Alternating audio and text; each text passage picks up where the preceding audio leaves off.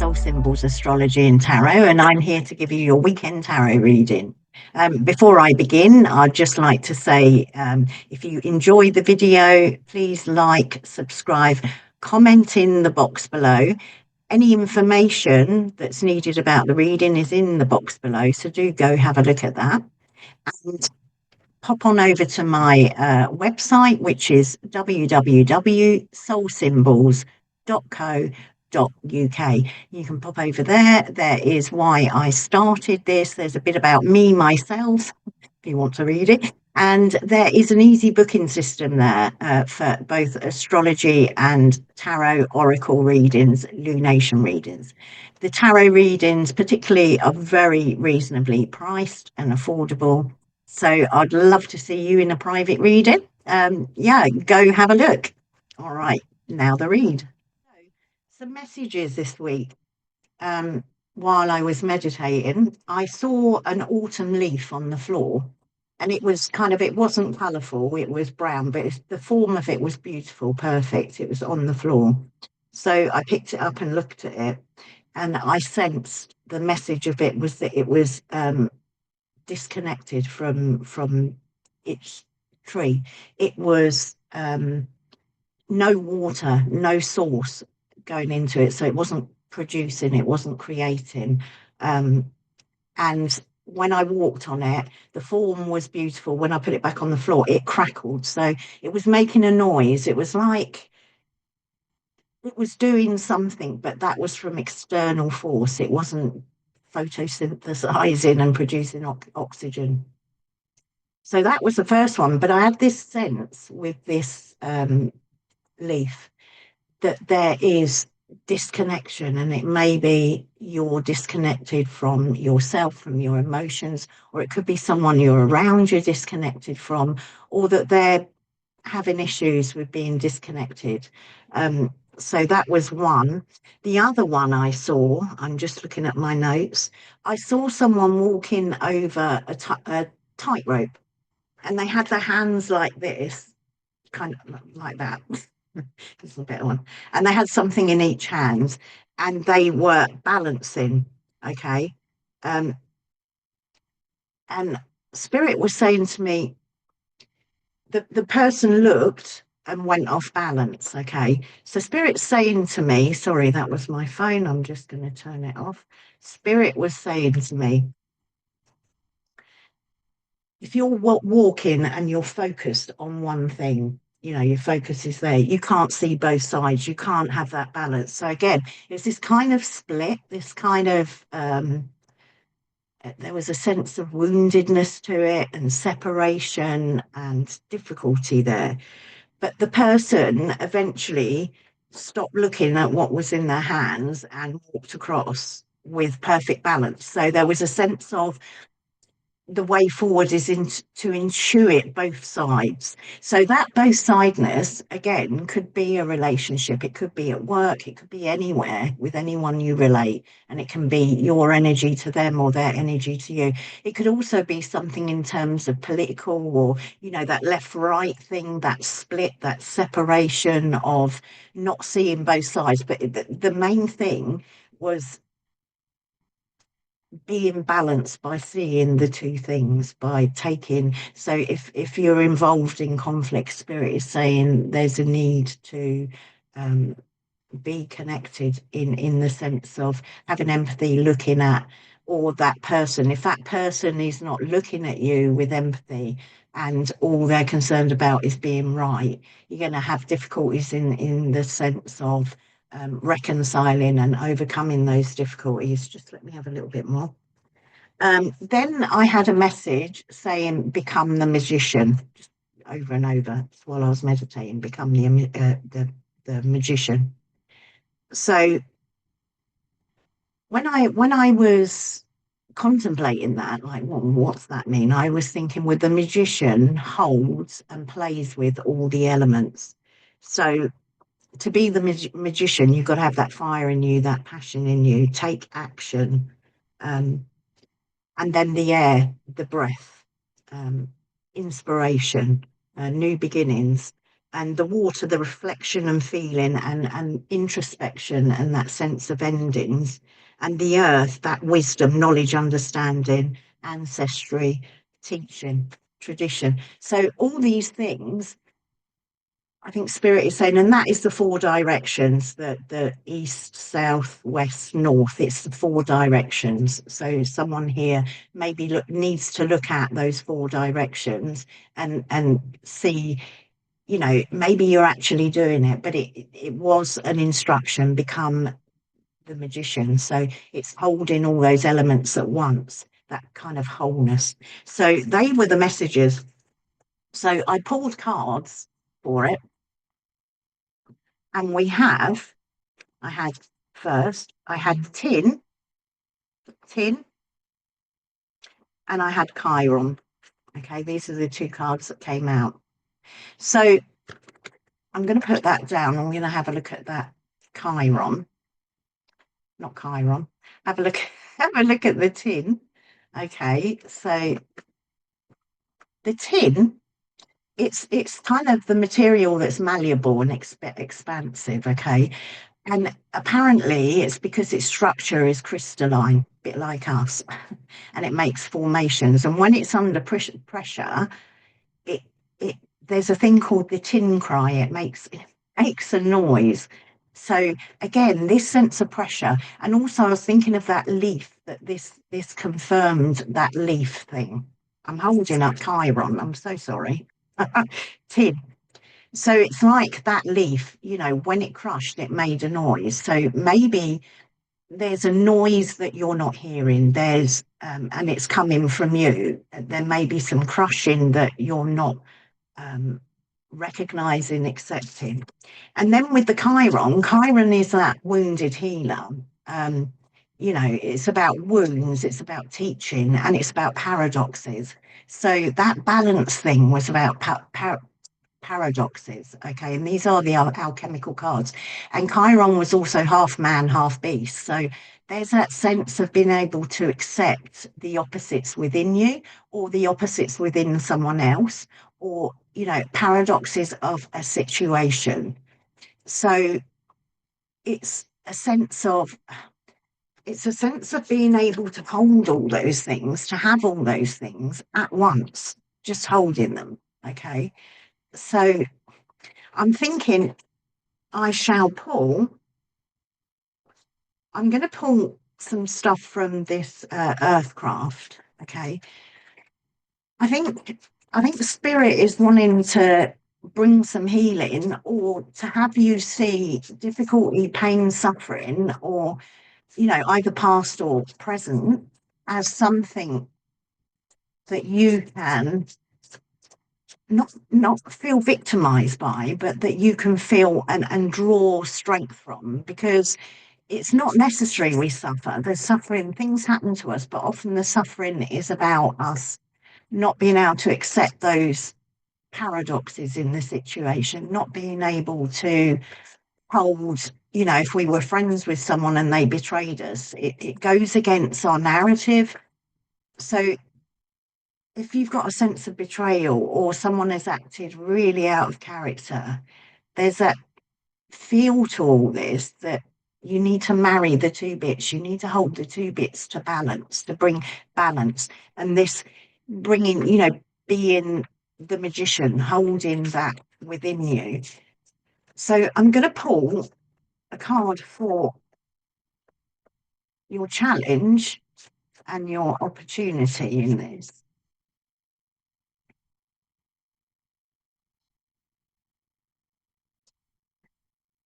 Yeah. So for your challenge, the card is, it's a beautiful card. You are sacred. Okay. So Spirit's saying to you, if you're under pressure, if you're out of balance, if things are going wrong, you are sacred. But not only are you sacred, whoever else involved is sacred. There's a real sense of we are interconnected. I mean, the magician, they're using all the elements, the fire and the water are in opposition, so we need to know how to carry our passion and action with our receptivity and our feeling. I mean, I'm looking at the way she's holding herself there. It's kind of a self-embrace. So I'm feeling there needs to be some healing. If you're feeling crushed and there's a noise, you need to be able to feel that in your body. You need to drop into yourself and find find your sense of sacredness. You as a person, um, your skin, your body. If you're crushed by low self-esteem, yeah, you're sacred. You're sacred. And that is where you're going to get your esteem from. And if there's conflict and there's difficulty, you're sacred, they're sacred. We're all interconnected.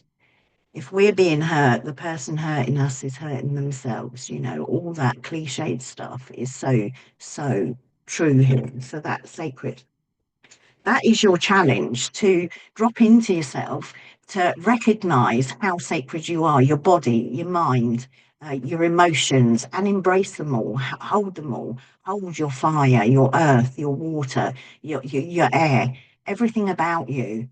Um, Bring them together, because those four directions, it's, those four those four directions, I'll do it that way. That cross, that grand cross, we are connected to everything. If you need to get that sense of sacredness, go into nature, connect with nature, because it tends to resonate in our bodies. The Japanese have got these forests, I heard the other day, where they go and have a forest bath. A doctor orders a forest bath where they go into the forest and they spend an hour laying there next to the soil. So, yeah, sense your sacredness, do what you need to do, pamper yourself. Look at that. I think it's a real call to take care of yourself, to really nurture yourself, and to know that you're worth nurturing. And then for your opportunity is the mountain. Beautiful again. So that mountain for me, it's again, I mean, it is earthcraft, so it's all going to be earthy, but I had a sense there was a need for grounding here, really grounding in. So it's a mountain. So that is, again, I think a week, read last week was that bird's eye perspective. When you're up on the mountain, you can see the broader view. So if there is any conflict, you know, and if it is someone else bringing that conflict and you're finding it hard to deal with, and they're not in the mood for reconciliation, they're in the mood for pushing their ego, you can get on that mountain. And once you have that view, that balance, you're holding the two things. It may be someone you love a lot who is just not giving an inch, maybe taking a mile or two. But when you're up on that mountain and you can see, it gives you the kind of perspective of your place in the world and our place in the world. It gives you that perspective of, um, yeah, the bird's eye view. That's what I'm thinking, that bird's eye view. So the details that it can help you take in the beauty and the magnificence and the hugeness, and allow the issues to be able to come into perspective. So yeah, that sense of pain or suffering that was in the message too. You don't, the Chiron, the opportunity is to learn how you can transmute that. If we have pain and suffering, we're not meant to sit with it. It's often because we're not accepting. It becomes painful. Things become painful when we can't accept what's happening. When there's something in us that wants to change it, wants to soothe it, wants to make everything okay. But this mountain is saying, I mean, look at her in the water. That's the water element. Just she's earth and water there. She's absorbed. That's the goddess of the mountain. She's absorbed in that. So it's almost a call to become absorbed in beauty, truth, goodness, you know, the water is the memory as well. So, it may be memories that are making you feel conflicted, that conflict, that out of balanceness may be things with memories that you're dealing with at the moment. It may be just like feeling off kilter because it's our world today. There's a lot of conflict. There's a lot of we talked the other week, I think the card separation came out, just before there's a beautiful union, a beautiful conjunction. It often happens in relationships. There needs to be that kind of separation of things into two, with that balance, because we need the clarity on how a thing is made up. Creation happened when the one split into two, an egg, when it's fertilized, will split into two and keep splitting into more and more complexity. So there's that sense of allowing that allowing that split, contemplating that conflict, looking at your relationship with that conflict, allowing it to wash over you. I'm going to pull some tarot here. So we'll have a look at this challenge. You are sacred. Spirit, show me. Oh, wow. Yeah. Yeah. Okay. So we've got the Two of Cups. That's a choice. That is, and that can also denote that relationship. It's yeah, it's emotion. It's that coming together. It's that winding the yin and the yang. Then we have the Knight of Cups, which I think is the energy involved here. So maybe someone's come in very passionate, very, the knight on the white horse offering his liquor, his cup of whatever, and you're feeling really let down because he wasn't so much, or she wasn't so much, that knight in shining armor. And then we have the Eight of Cups, and we have a hangman. Sorry, my screen's mirroring. So this sense here with the Eight of Cups, there's a need to kind of count the losses, um, count any losses that you feel. I mean, this is coming under the challenge card of you as sacred. So there may be a need to walk away from whatever this situation is, even walk away from a person. And there's a sense of, oh, I've got the hangman upside down. So sorry. I don't read reversals. I read what cards. Yeah, this hangman, this is about a voluntary surrender. So again, just surrender to your challenge. Surrender to your sense of sacredness. Surrender to the sense of sacredness of the other person. I mean, something that's really coming to mind. So I'm gonna mention it now. There is so much division politically. It's been manufactured, I believe, because when we're not connected, when we're not in community, when we're at each other's throats, and you know, and we're kind of summing someone up for their political views, that kind of conflict, that kind of separation separates us from everything. It separates us from, we're meant to be connected. We are part of the ecosystem. Spirit goes through everything and us. So when we are putting someone down, or yeah, we become really disconnected. So we need to walk away from those things. We need to surrender, maybe to the difference, surrender to accepting that this is how things are at the moment, that things are in opposition, there are paradoxes. Um, Surrender that maybe you haven't got that equilibrium right now. Okay. But the hangman becomes illumined. I always think of Odin hanging himself on the tree, He becomes illumined. He becomes powerful, like Chiron in that opportunity, that the mountain came out.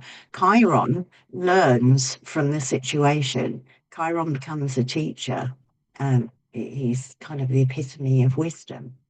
And he is that beast and that man, so maybe it's facing the beast in us, maybe this is uh, the call to face that shadow.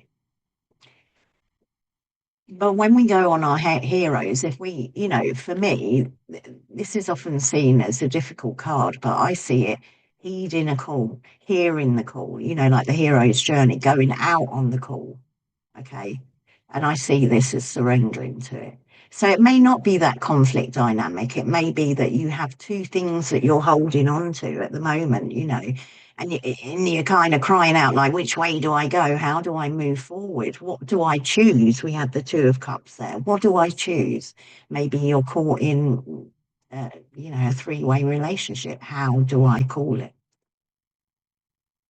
Yeah, so that challenge is about holding that balance. It's about answering whatever you're being called to intuitively, whatever, deal with what you need to deal with. I mean, there's no shame and nothing bad about being caught in a conflict. Often if we're exerting ourselves, if we are speaking our truth, it can cause ructions with other people.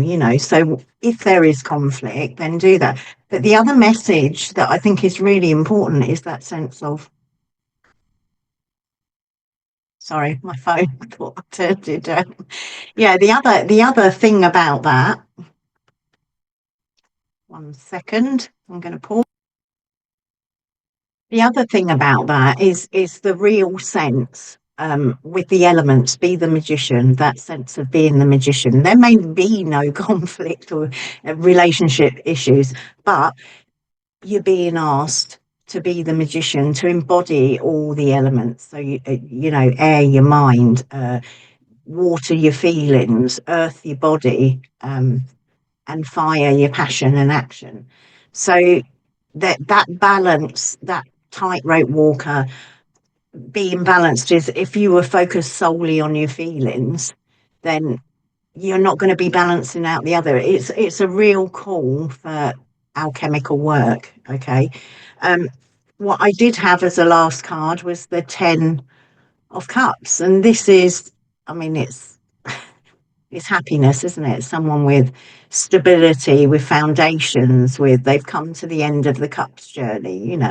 It's a beautiful card. It's a card of promise. So if you're going to do that work, whatever area it's in, you are going to get a lot of support from that. So what I'm going to do, just to finish us off, is I'm going to pull one more alchemical card just to see. After all that message, we have Tin and Chiron. We have that sort of flexibility, malleability, um, being crying out under pressure. Chiron, the healer. That's one in to come. Just going to get that. It slipped its way out. Which one was it? That one. Yeah.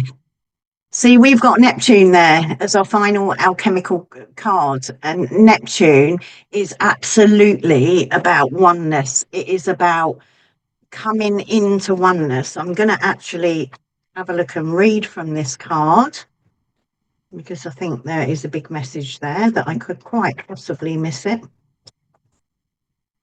So, Neptune, where are you? Whoops. Right. I'm going to change my glasses. I've got long distance ones and short distance ones. So, Neptune, okay.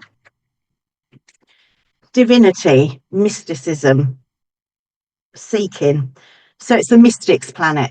So this may actually be the alchemy you need to do, is you're being called into that mystic walk. So it's transcendent energy, projects towards the heavens. Okay, so be the magician. When you align every element and the four directions, you get a oneness, you get an interconnectedness within yourself, and between yourself and other people, and between that all is material. So when it appears, it's a seeker archetype. It's activated. Doorways and new dimensions are open. A voice whispers from beyond the earthly plane, perhaps calling you. We were talking about call, to a pilgrimage or a new spiritual practice. Yeah, I mean, with a spiritual practice, the best way if you're into ritual and ceremony, is you can do the four direction ceremony. You can do the elemental ceremonies. Go and have a look if you don't know how to do it. And that is a way, because each direction is an element. So, yeah, that would be very magic. Have a look.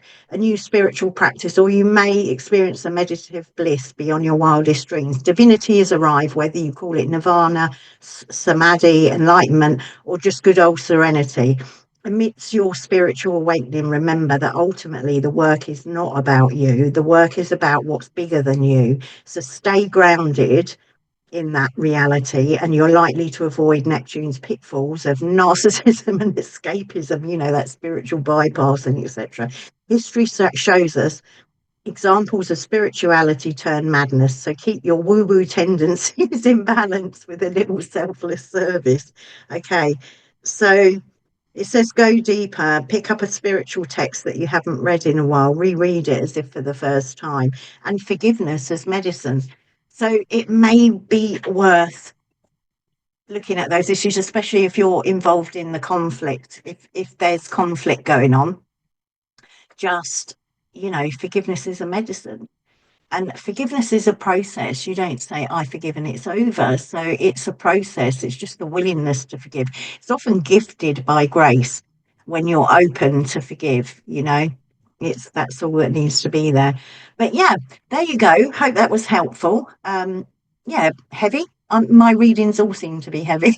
So it's about doing the spiritual work, doing the inner work, the inner alchemy. So they're not going to be, and shadow work, it's not going to be light, is it? So there you go. If you enjoyed that, please like it, comment about anything in the read, or just say hello. Okay, it really helps with the algorithm. If you're new, subscribe. Even if you've been watching for me a while, subscribe, really helpful. If you want a personal tarot read, you can go to www.soulsymbols.co.uk. Very reasonable prices, and you can have a personal read. Okay. Lots of love to you all. Bye.